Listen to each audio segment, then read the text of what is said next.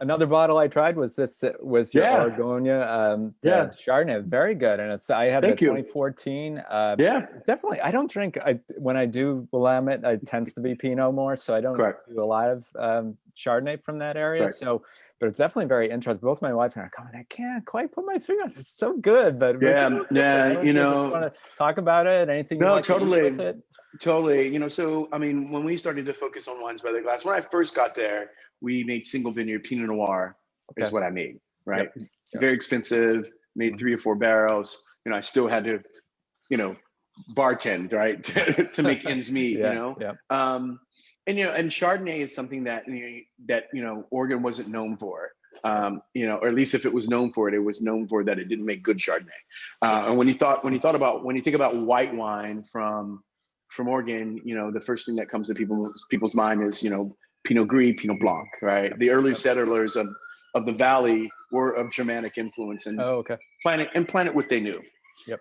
When it came time to plant Chardonnay, we called our friends down at UC Davis in California and said, we need to plant some Chardonnay. And they gave us a clone called the Wente clone, which is a Chardonnay clone more temperamental to the California climate, right? You're closer to the equator, a lot hotter, a lot warmer.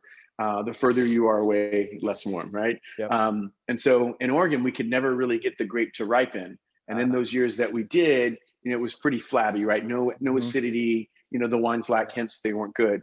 Yep. And I think we started to get hip to the game. And, there was a lot of, what we call the French invasion, where there were a lot of people from Burgundy coming over to Oregon to work.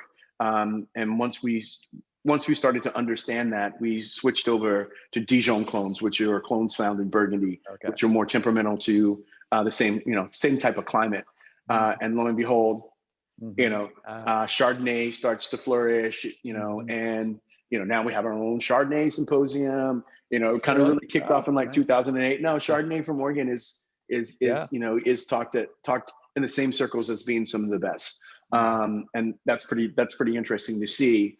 But from what you have is, these were Dijon clones planted back in 1985. Okay. So that's considered old vines by American standards. This is all from a single vineyard in Yamhill, Carlton, called the Evangeliade Vineyard, that we've been working with for quite some time now.